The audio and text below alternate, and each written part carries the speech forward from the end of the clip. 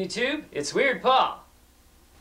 It's mail day again, and today's package comes from my friends Armando and Jen. So let's take a look at what I got. Wow, the big box VHS release of To the Devil, a Daughter on Continental Video. This 1976 horror movie was the last original era Hammer film to feature Christopher Lee. Also on VHS, I got this 90s Kino release of D.W. Griffith films and the Phantom Menace widescreen video collector's edition. In addition to the VHS, it also features the Art of Star Wars book and a 35mm film strip from an actual theatrical print of the movie. Only 1.5 million of these were made. That's rare. And I got some DVDs. From Code Red, I got Ghost Keeper and Stigma. My favorite scene in Stigma is the one where the prostitute with a mouthful of peanut butter falls down the stairs.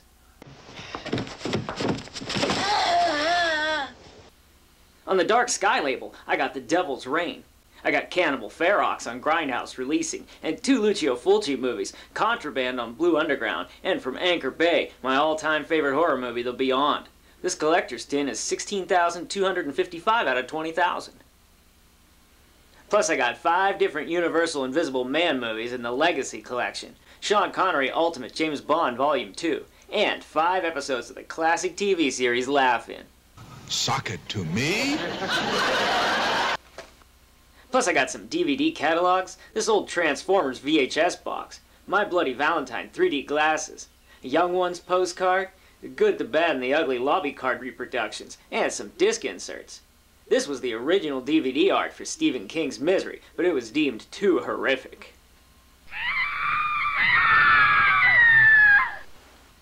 And I got this 2003 Charlie's Angels Full Throttle CD-ROM with exclusive downloadable content for your singular wireless phone.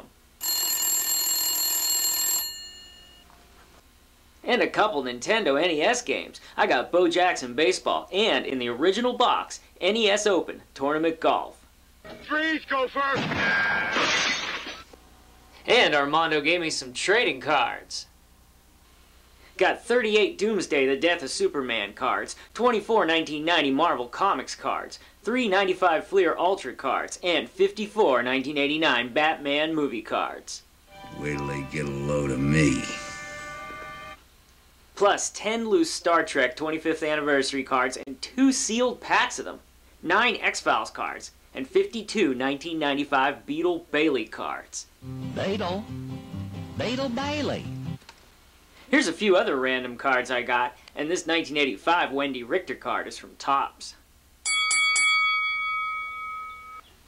I got a couple football and basketball cards, this Fleer Holograph card, it's from 1996, 4 smaller size 1989 Topps Superstar cards, and I got all these baseball stickers too. A few other cards here, everyone's favorite gambler, Pete Rose.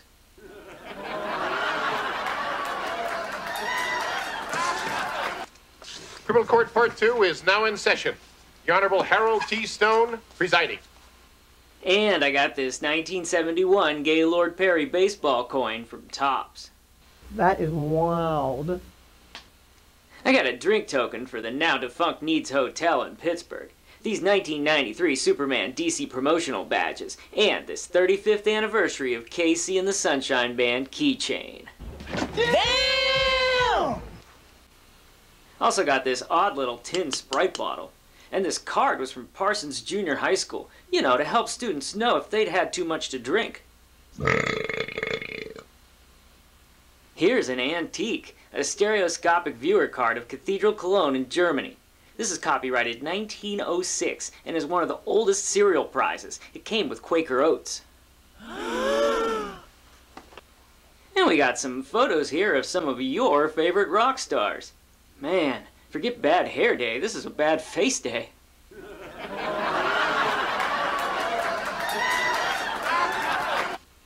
Here's some outdated technology, a Selectronics Electronic Word Finder 220. It doesn't even know the word internet. Aww. And I got this bag from Record Store Day in Valencia. Valencia, Spain, that is. I'll take a moment here to show some things that were given to me specifically by Jen. A pack of Iron City Beer playing cards. The VHS tape Bauhaus Shadow of Light. It's a collection of their music videos. And I got this VHS user's guide that came with a GE refrigerator. When you look inside the fresh food compartment, the first thing you'll notice is, well, everything. Nope, the first thing I noticed was the Schweppes ginger ale. Can I get one of those? That's great, thanks. No, just one is fine. That's too many, stop! And Jen gave me a huge box of matchbooks, 656 of them. Let's take a look at a cross-section. Got motels. These are from different parts of Disney World. Lots and lots of restaurants. Some are chains, and there are some I've been to that aren't around anymore. I never did get to go to Dingbats, but I heard that they had good slumgullion. Frisch's Big Boy, I missed that one. I did go to Frisch's Chicken Derby. I got a couple from Sambo's. Here's 2 different places in Cincinnati that both brag that they're the Ribs King. Here we have all pirate-themed restaurants. What foods these morsels be. Asian restaurants. And Mexican food. You'll enjoy it. I like it. Here's some interesting ones. Robbers Row, a disco. And the Coal Hole, maybe that's a disco too? Matchbooks from products, stores. These colorful old matchbooks are from Kroger's. Shaped matchbooks. Here's 2 in the Women of Distinction series.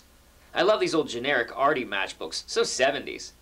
And this one promises big profits if you resell an electric movie camera that you buy for $5.50.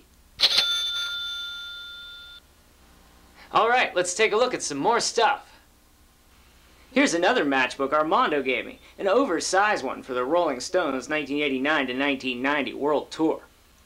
And I got these vintage 1985 Rolling Stones puffy stickers. I guess Keith Richards always looks a little puffy.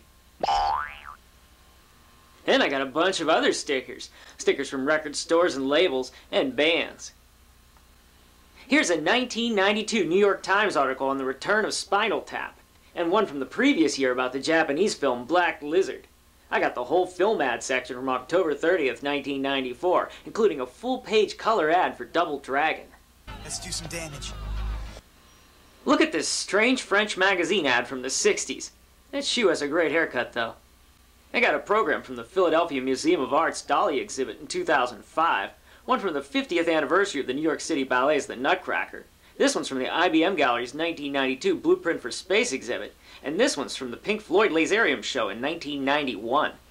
This card promotes John Weiss's performance at the What Is Music Festival in Melbourne, Australia, and this is a Japanese program for the film Scary Movie from the year 2000.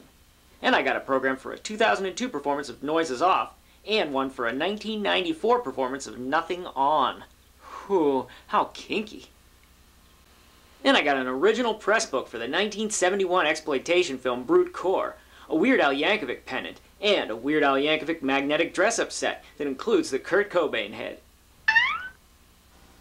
I also got a bunch of books and magazines. I got the 1963 Mad paperback, We're Still Using That Greasy Mad Stuff, and 2 old issues. This one's from 1993. I love Bob Hope jokes, especially if they're also Brooke Shields jokes. And this April 1983 issue has a funny E.T. picture on the back cover that's even funnier over 35 years later. I got a May 1992 issue of TV Guide from the Brooklyn, Queens area, a December 1986 issue of Maximum Rock and Roll, and a March 1977 issue of Rock Scene with the Ramones on the cover. 1, 2, 3, 4. And a 1981 issue of Boston Rock with the Go-Go's on the cover. I love this Rocky Erickson ad that's inside. A September 1983 issue of BAM. Remember Bang Bang? Me either. And the Weekly World News dated March 21st, 1989. Human vacuum cleaner chokes to death on a dish towel. Ooh, how kinky. Wow, the 1984 Joe Piscopo book, The Piscopo Tapes. This is more fun than humans should be allowed. I got some other books too that were mostly birthday gifts. Phantasm Exhumed was a great read. I learned a lot about one of my favorite horror movies. Ad Nauseam is the kind of book I wished existed, and now it does. I had a fantastic time looking at these ads for 80s horror movies, just like I saw in the paper every week as a teenager. I also enjoyed reading Bullets, Bombs, and Babes, the films of Andy Sedaris. I've only seen a couple of his movies, but he was a real interesting guy.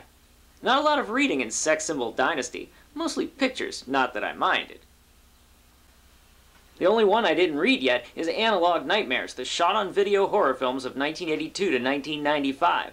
And that's only because I've only seen 12 of the over 260 movies in this book. It's not because none of my movies are in it. I have the will to turn into a vat whenever I feel like it. No, watch out for me.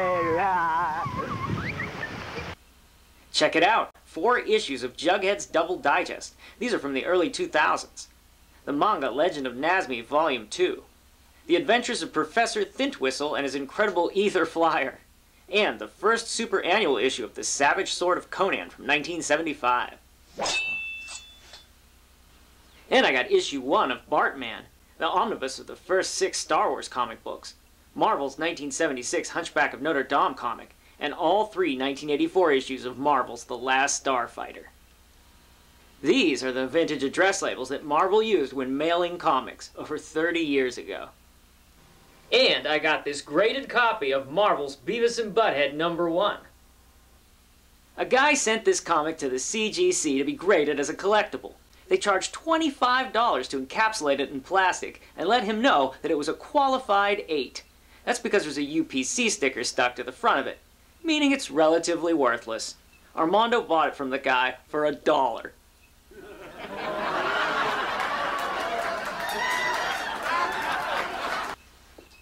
Here's another story about how Armando got this towel. During a 2005 episode of a sports call-in show called Mike and the Mad Dog on WFAN 660 in New York, Armando called in and was going to complain about the hosts calling collectors of game-used sports memorabilia stupid. When he got through on the line, and before he could even say anything, he was offered 2 free tickets to the playoffs on May 1st. That's what you call timing. And I also got some records, tapes, and CDs. I got this sweet 1978 Japanese Ultraman album. It opens up and there's a poster in the middle. This comic insert came inside of the 1977 Parliament album Funkin' Teleki vs. the Placebo Syndrome. I got this Japanese 45 release of the 1977 disco song Lullaby by DRUM, and a 45 of one of my favorite Rolling Stones songs, Shattered. I got cassettes by Montrose, Savoy Brown, and Gigi Allen. Excellent! Plus a couple CD inserts from the Best of the Monkees and 45s on CD volume 260 to 66, and the compilation disc In a Cloud, New Songs from San Francisco. I have many, many favorite artists that I still own almost no music by, and one of those artists would be Wesley Willis. Well, now I have an original self-released Wesley Willis CD, Dead End Street. And it's extra special because it's also autographed by Wesley Willis. I got a couple other autographs too. This one's from the Aliens Deadly Spawn producer Ted Bohus. And this poster is autographed by, yep, you guessed it, Daniel Johnston. Thanks so very, very much to my friends Armando and Jen for all of this. Everything. It's amazing. I hope that you enjoyed this Mail Day video, and if you did, don't forget to click on the like button down below. I'll see you soon with more memories. Thanks, YouTube.